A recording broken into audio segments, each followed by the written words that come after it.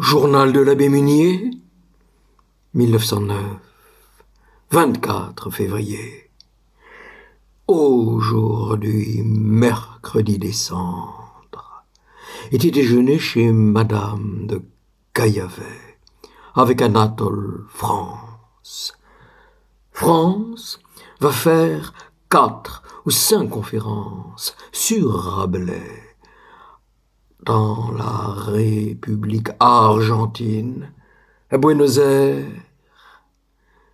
Il aime voyager, ce qu'il n'aimait pas quand il a fait la connaissance de Madame de Caillavet. Il y a 20 ans, disait cette dernière. Ce qui fait qu'on ne parle plus aujourd'hui la vraie langue française, disait France, c'est l'invasion des bonnes étrangères. France m'a donné rendez-vous chez lui, lundi matin.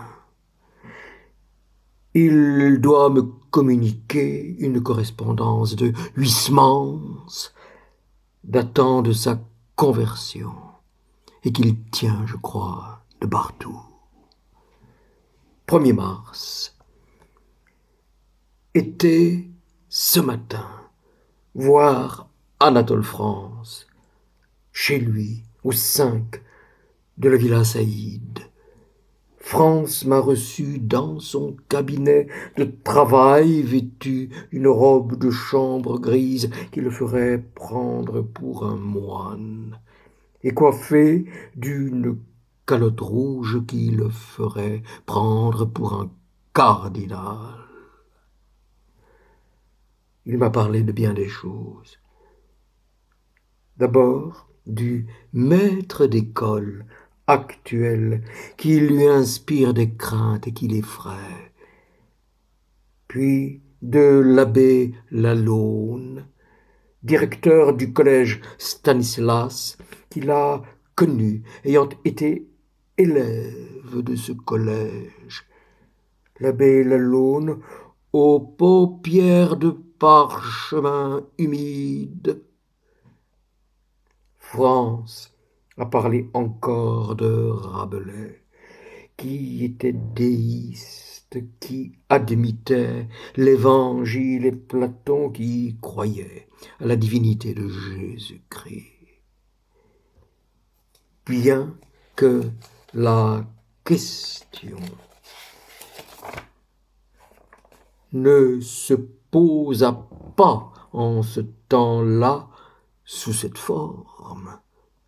Puis il m'a montré l'édition originale des intermèdes de la musique pour la tragédie d'Esther par Blondeau, celle des lettres provinciales de Pascal, avec le petit texte de la 18e, imprimé à Osnabrück, celle de Molière. Il nous a lus au libraire Pelletan et à moi des vers du prologue d'Esther, où Racine parle si librement du pape au profit du roi, et l'enfer couvrant tout de ses vapeurs funèbres sous les yeux des plus saints a jeté ses ténèbres. France lit avec solennité, d'un ton doctoral. Il m'a remis les lettres de Huysmans que lui avait confiées Barthou. L'intérieur de France est un peu bric-à-brac. Rien que de vieilles reliures aux murailles, des poteries, des têtes, des torses et sous vitrine des statuettes antiques, en particulier Anéros, ailé, qui vient d'Alexandrie et enfermé dans une cage de verre précieuse. 11 mars. Lu la correspondance de Huysmans à Gustave Boucher. Quelques lignes sur moi m'ont déplu. Il m'appelle Pétulant abbé. L'abbé Batiffol. Ce n'est pas méchant, cela, mais il y avait d'autres phrases qui m'ont été moins au cœur. Cet homme manquait tant de psychologie et de sens pratique. Il s'emballe perpétuellement, croit que tout va arriver, puis se déballe très vite. Et ce sont des mots d'un réalisme. 30 mars. Longue conversation avec madame de Caillavet, seule. Je note au fil de ma mémoire. C'est chez madame Auberson que madame de Caillavet fit la connaissance d'Anatole France. Il y a 24 ans, France, timide, gauche. Madame de Caillavet m'a fait lire une lettre de Bourget à France pour le féliciter du lys rouge. Il lui dit entre autres choses qu'il est, lui, France, un maître observateur de l'âme et de la nature qui joint les rêves au sens. Madame de Caillavet m'a parlé aussi de Barrès, qui n'a mis en commun avec Madame de Noailles que le goût effréné de la réclame. S'il se donne rendez-vous, c'est, dit-elle, dans des agences de publicité. France n'est pas éblouie de luxe. J'ai passé, dit-il, mon enfance au Louvre. Quel est le palais de financier ou de mondain qui vaut le Louvre? Madame de Caillavet m'a fait observer que France m'avait écrit que fort peu de livres avant de la connaître.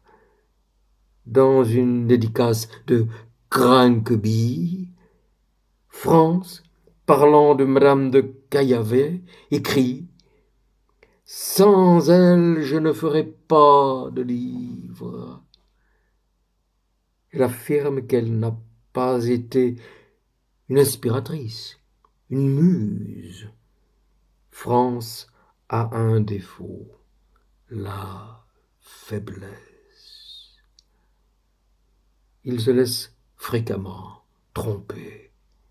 France passera 3 mois en Amérique, au Brésil, et madame de Caillavet ne l'accompagnera pas. Elle doit lui demander s'il est convenable que j'assiste jeudi à une lecture qu'il doit faire en petit comité d'une fantaisie où la chute des anges est compliquée d'une aventure libertine. 24 mai. Été voir madame de Caillavet et eut une longue conversation avec elle. Elle m'a dit qu'elle connaissait France depuis 24 ans et qu'elle avait été un pion pour lui.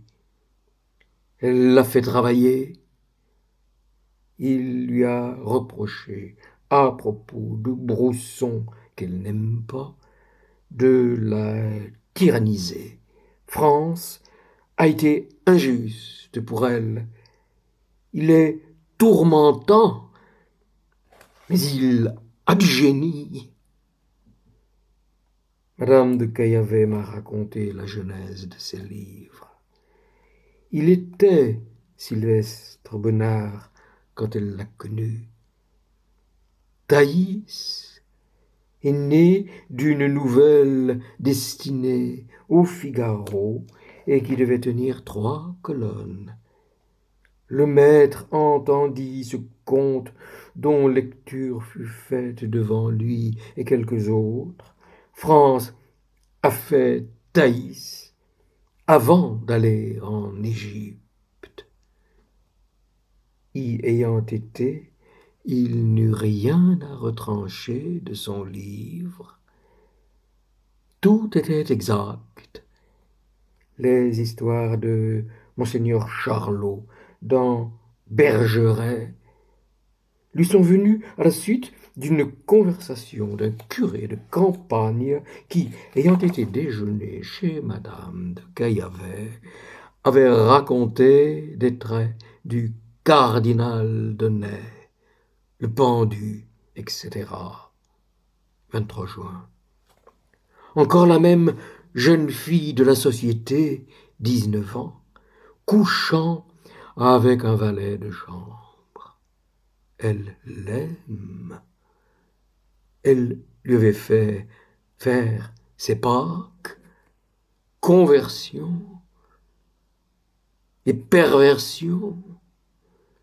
Et cela durait depuis 5 mois, quand elle a été trouvée en chemise par sa mère sur le chemin du misérable. Elle en communiait pendant ce temps-là et n'en disait rien. 1er juillet. Combourg, Nohant, La Chênaie, 3 endroits du monde qui ont le plus surexcité mon imagination. Après, comme avant mes voyages, tout ce que j'ai aimé avec mon imagination m'a été inoculé. L'imagination et le désir. Revu Henri Lavédan. Il m'a conté ce fait. Le nôtre dîne chez lui et on parle de moi. Et le nôtre de dire que j'ai déjeuné avec France et l'œil Fuller. Il m'a conté ce fait. Le nôtre dîne chez lui et on parle de moi. Alors Madame Lavédan, qui ne sait pas que son mari se confesse à moi, de déclarer qu'elle ne voudrait pas se confesser à un prêtre mondain comme moi.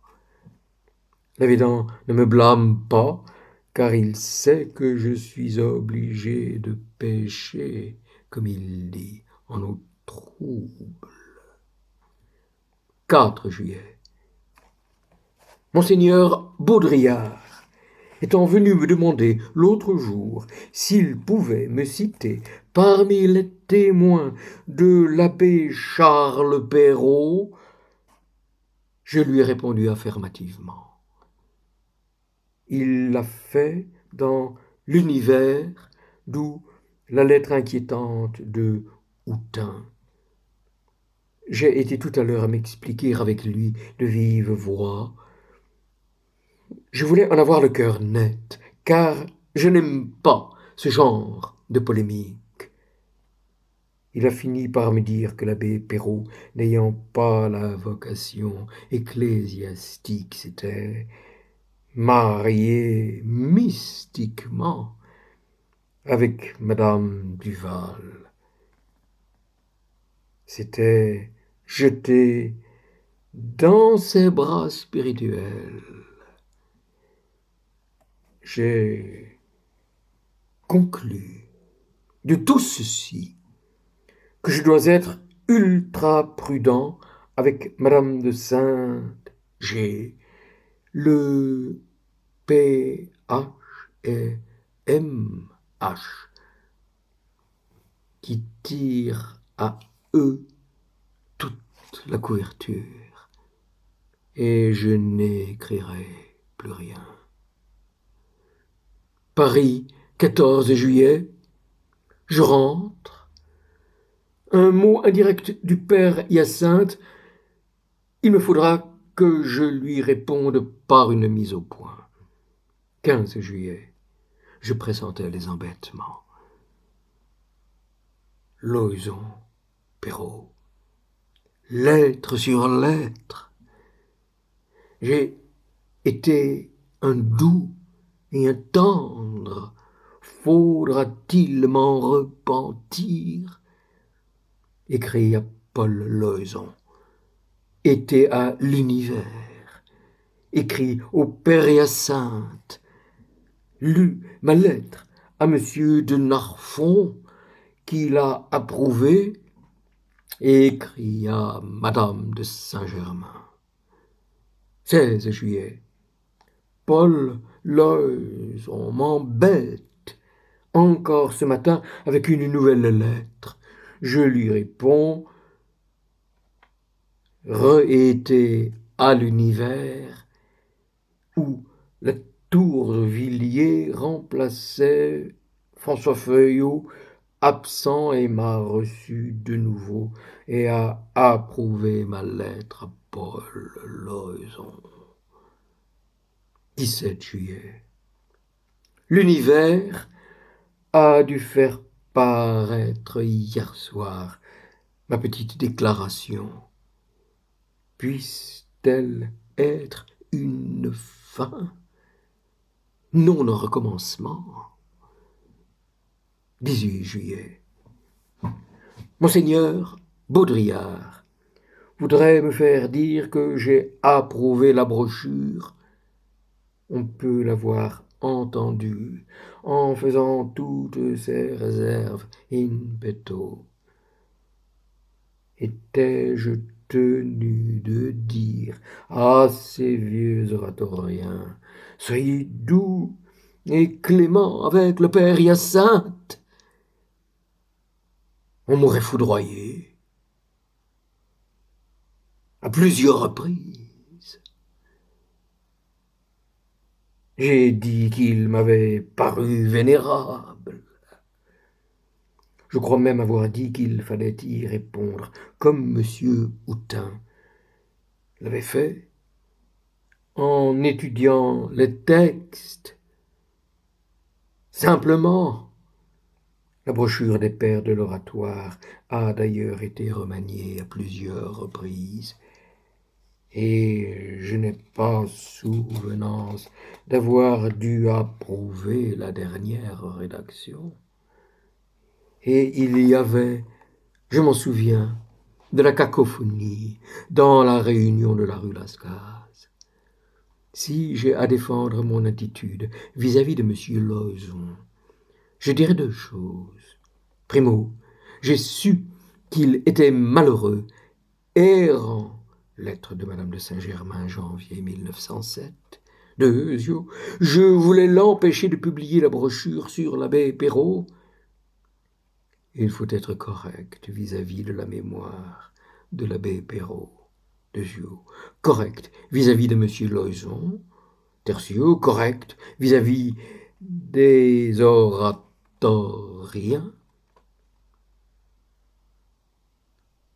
Dans L'invendable de Léon Bloy, suite de son journal, ma visite est racontée. Il me compare à un vieux renard qui retrousserait sa soutane pour entrer dans les tables de Bethléem.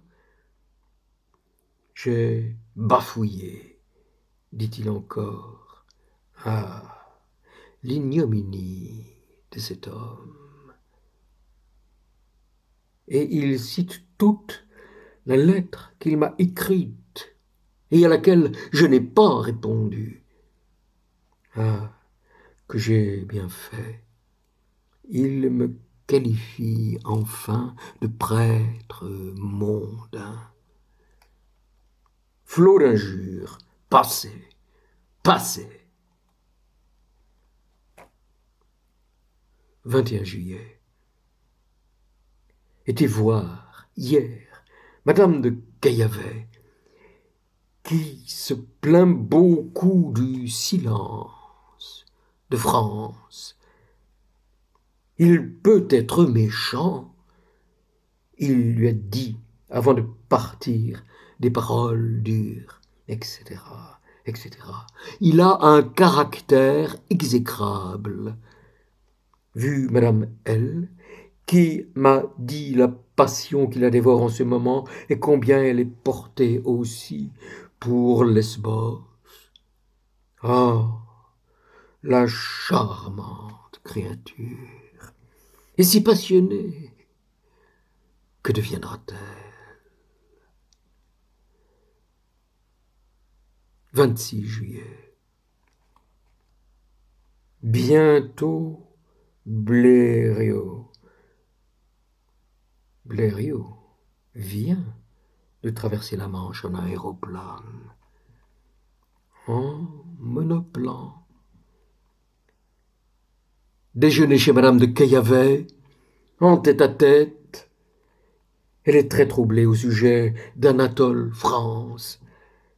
Elle craint qu'une influence féminine ne l'ait amoindrie là-bas, et moins d'interpréter lettres et dépêches dans un sens optimiste.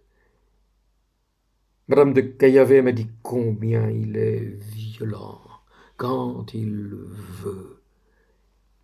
Elle m'a lu quelques-unes de ses lettres. D'autres fois, dans l'une, il parle d'une poêle où grillaient des marrons. Elle lui rappelle son enfance. Il n'y a, dit-il, dans ma vie que des poêles à marrons. Une autre fois, il lui écrit « Je ne me plais pas ». Madame de Caillavet, si reconnaissante de ce que je disais pour la rassurer, me répondait « Pour vous faire plaisir. Voulez-vous que j'aille à la messe ?» S'il suffit de croire sentimentalement. Madame de Caillavet m'a dit que France n'aimait plus que la politique. Elle m'a confessé que son mari l'avait mise dans des difficultés financières. Et c'est même ce qui a été la raison du voyage de France, qui travaillerait ainsi pour elle. 1er août. Enfin, la paroisse se dépeuple. Elle y a mis le temps. Encore quelques invitations à dîner. Et puis, j'ai toujours les lettres à écrire. 4 août. Je relis du Chateaubriand, son ambassade à Rome. C'est sans doute un mois fatigant, mais quelle variété de réflexions, de tableaux. Il est d'hier, il est de ce matin, de ce soir, de demain. Il observe et critique trop. Lamartine a le génie bienveillant. 16 août. Hier, on est venu me prendre en auto à 7h30 du soir et de là à Chatou d'abord, chez le docteur Péchin et ensuite au Vésinet, dans une maison de santé du docteur Mignon où m'attendait X. Le pauvre garçon a éprouvé des troubles cérébraux à la suite d'une noce carabinée, champagne et femmes. et il a maintenant des hallucinations. Il a cru voir Jeanne d'Arc. Je l'ai confessé. Voilà une course qui ne me réjouissait pas. On traversait des campagnes noires et des villages en fête illuminés. À un certain endroit, le popolo nous entourait et l'auto était bloquée par je ne sais quoi. Francis de Croisset sort de chez moi, juif, baptisé récemment. Il est belge, de Bruxelles. 21 août. Paul Hyacinthe Loison m'envoie son long factum contre moi, paru dans l'Exode 10 juillet, 25 juillet, 10 août. Ce sont ces lettres avec des extraits du journal du père Hyacinthe. Ces gens-là sont des déterreurs de cadavres et des vivisecteurs. Ces gens-là, l'homme, le fils de Loison qui m'a envoyé tout cela de Coppet avec sa carte de visite. Vraiment, les fils de prêtres sont bien mal élevés, preuve inattendue en faveur du célibat ecclésiastique. 23 août. Toujours ennuyé et soucieux à cause de ce qui précède. 25 août. L'archevêque de Paris m'avait fait prier de venir le voir aujourd'hui. L'entrevue a eu lieu. Il m'a blâmé de mes relations avec l'expert Hyacinthe et de l'avoir invité à déjeuner avec sa femme et d'avoir bu à la santé de cette dernière. Il m'a demandé d'écrire une lettre qui paraîtra dans l'Univers et dans la Croix. Il m'a dit que l'expert Hyacinthe n'avait pas fait un pas depuis sa sortie de l'Église romaine. Mon Dieu, que je m'ennuierais si j'étais archevêque de Paris. 2 septembre. Était chez madame de Caillavet, qui m'a dit que France avait été, en effet, sous le charme d'une dame à qui même il avait promis un voyage aux Indes. Elle l'a ressaisi, enfin. France nous a rejoints tout de suite, et il m'a embrassé. Il m'a dit avoir fait là-bas 2 conférences sur le positivisme.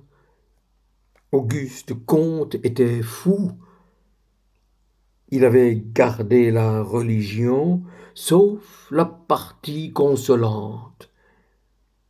Il aimait Bossuet parce qu'autoritaire.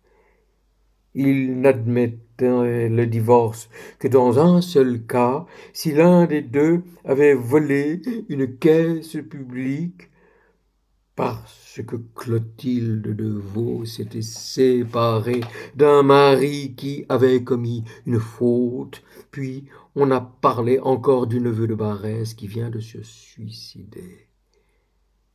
C'était Demange qui voulait imiter son oncle, faire son petit voyage à Sparte et se serait tué pour avoir aimé sans succès Madame de Noailles. 4 septembre. Robert de Montesquiou sort de chez moi. Il m'a dit qu'il préparait son déménagement. Il parfile. Il m'a demandé de dire une messe tous les moi, le 12, pour son ami Gabriel de Ituri. Il me conduira à Versailles, au beau monument funèbre qu'il lui a consacré. Des abeilles ont, paraît-il, fait leur miel entre les ailes d'un ange. Robert de Montesquieu m'a longuement parlé de la danse de Salomé, faite par une Russe, danse extraordinaire qu'elle ne devait faire qu'une fois, et pour laquelle elle est allée en Palestine et a dépensé 150 000 francs. Robert définit cette danse: la crucifixion par la volupté. Il m'a laissé un article qu'il a composé là-dessus, paru dans Gil Blas. Était déjeuné chez Madame de Caillavet avec Anatole France. France nous a dit que l'avenir était au syndicalisme, au socialisme. Ce qui empêche les ouvriers français de se syndiquer, c'est leur manque de sobriété. Le socialisme existe depuis une vingtaine d'années en Angleterre. Là-bas, le patron ne peut réaliser un Creusot, un Danzin.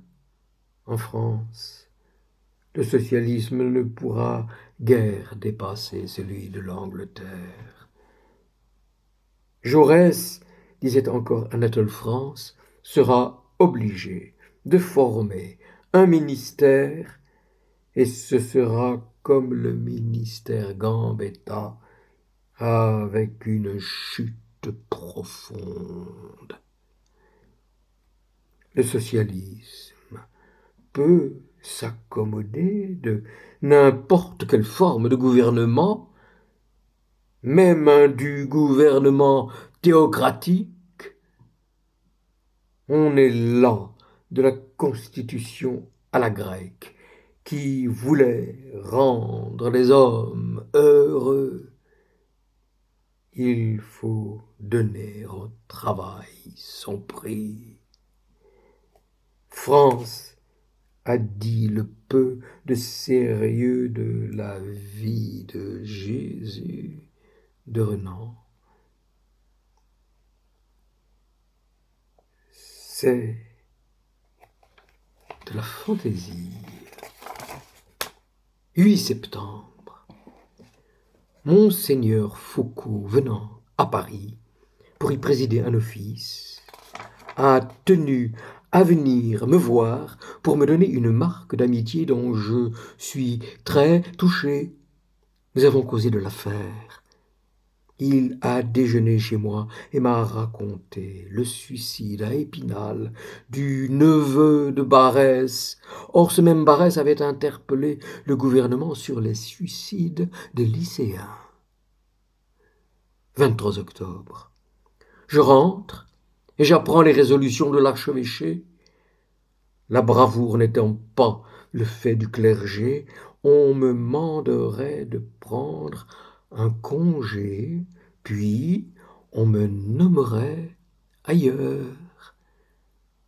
N'est-ce pas le moment de me retirer tout à fait? Mes pressentiments étaient justes. 25 octobre. Denis Cochin sort de chez moi. Il a été voir il y a quelque temps l'archevêque et a intercédé pour moi. Monseigneur Ahmet veut, a-t-il dit, donner satisfaction au clergé. On me reproche surtout le déjeuner loison et d'avoir invité la femme. Le verre d'eau donné à un hérétique n'est pas dans l'Évangile. 26 octobre. Madame Greffule, qui se montre admirable pour moi dans cette affaire a aussi été voir l'archevêque. Elle était venue chez moi auparavant. Elle m'a rendu compte de sa visite aussitôt après. L'archevêque s'en tient à la même formule, ajoutant que le curé, mes confrères, ne voudraient pas marcher avec moi si on ne me donnait pas cette semonce. Il faut que je demande un congé de 1 an, 6 mois, après quoi on me nommera à un poste équivalent. Monsieur Cochin est revenu le soir chez moi vers 9 heures. Il m'a dit que l'abbé Lemire me conseille d'accepter tout. Monsieur Cochin dit qu'il ne faut pas créer de difficultés à monseigneur Hamet, qui est très à plaindre. Il a été très menacé du côté de Rome. Et qu'aurions-nous à sa place quelques jésuites? Monsieur Cochin, qui déplore tant la situation faite par Rome à l'épiscopat français, tient beaucoup à l'archevêque de Paris, qui est un modéré. Vu l'archevêque, il m'a parlé avec modération et plutôt bienveillance. Il me reproche jusqu'à mes relations quotidiennes avec madame de Contadès. Imprudence. Vous ne pouvez plus rester à Sainte-Clotilde. Donc, congé. Je ne suis plus premier vicaire. Il me nommerait premier vicaire dans une paroisse honorable, équivalente à Sainte-Clotilde. Paris, 30 octobre. J'écris ces lignes rue Lascaze dans mon appartement vide comme un tombeau. Quelle journée depuis mon entrevue avec l'archevêque. Un déménagement improvisé, puis des courses au Crédit Lyonnais où j'ai tout déposé, tout, c'est-à-dire rien chez les docteurs Bureau, Varde et chez Thérial, qui n'a trouvé dans mes urines ni albumine, ni trace de diabète, mais une absence notable de phosphate. Et enfin ce matin même, au cimetière, où j'ai dialogué avec ma pauvre et chère maman.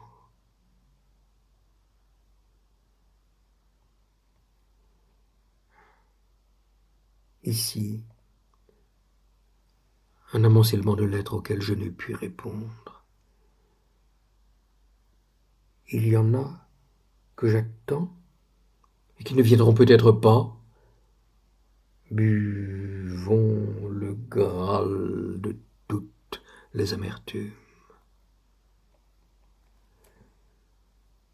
1er novembre, gare de Lyon, couché encore dans un petit hôtel du boulevard Montparnasse, puis erré dans la ville. Retourné dans mon ancien logis pour rendre les clés, écrit lettres et petits bleus dans un hôtel voisin d'ici, et j'attends impatiemment l'heure du départ. Je ne croyais pas recommencer le voyage d'il y a quelques jours, retraverser le Simplon. Elle a été amère, la fête de la Toussaint 1909. Demain, les morts.